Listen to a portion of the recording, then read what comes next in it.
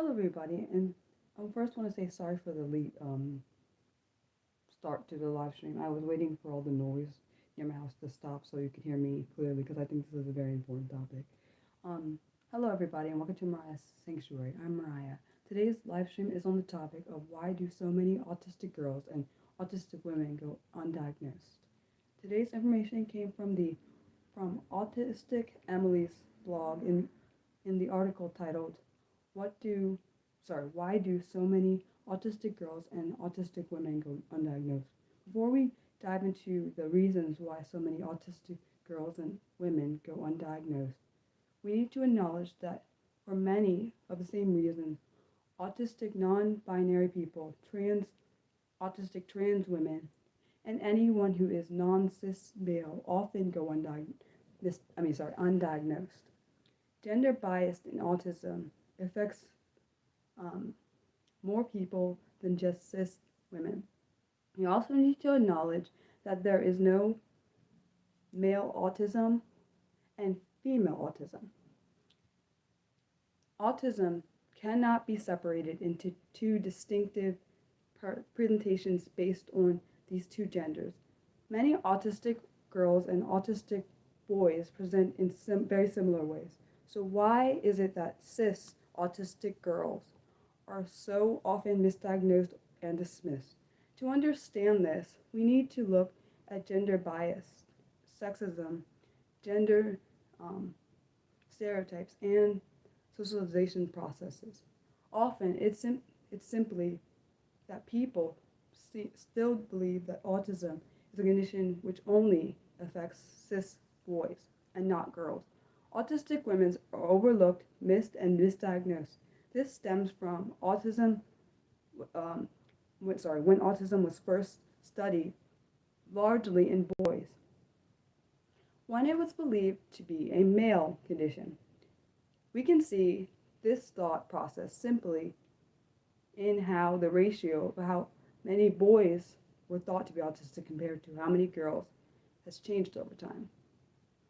It's still uncertain, but it has fluctuated from 16 and 1, which is boys to girls. So 16 boys to girls, 10 boys to 1 girl, 3 boys to 1 girl, and 2 boys to 1 girl. An autistic boy and an autistic girl could present in the exact same way.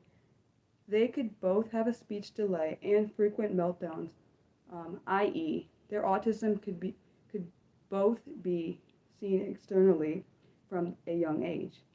Yet, whilst the boy might receive his diagnosis at the age of 3, the girl often won't.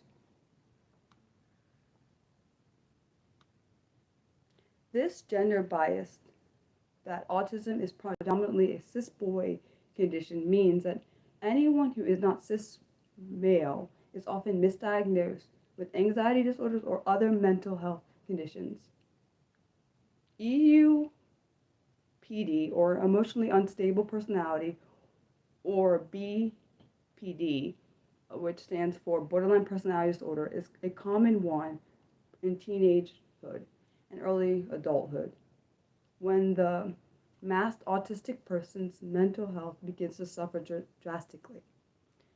An autistic girl who is overridden by anxiety may be seen as shy and quiet when people think it's sweet. Which people think is sweet. If an autistic boy is presenting in this way, though, alarm bells ring, right? Gender biased. If a girl does struggle, they may be seen as dramatic or hormonal, sexist. The media has not helped with this. Think of the films you know about autism. Rain Man perhaps jumps to mind. And even besides Rain Man, other media portrayals of autism have been of cis autistic white boys. Gender, my brain lost its thought, stereotypes can impact the diagnosis process. Stereotypes say that autistic children are assessed with trains and lining toy cars up. Many young autistic boys are, because this is how they are socialized, Often, autistic girls get missed because their special interests seem normal. Many line up their dolls, but this is deemed socially acceptable. Um, this particular experience I'm about to mention is Emily's experience, not mine. But I'm pretty sure I can probably relate to some of the experiences. Um, she is, I mean, I'm not a reader, but she is one. Okay, so this is her personal experience. I used to read nonstop. At age 8, I read at least one novel a day.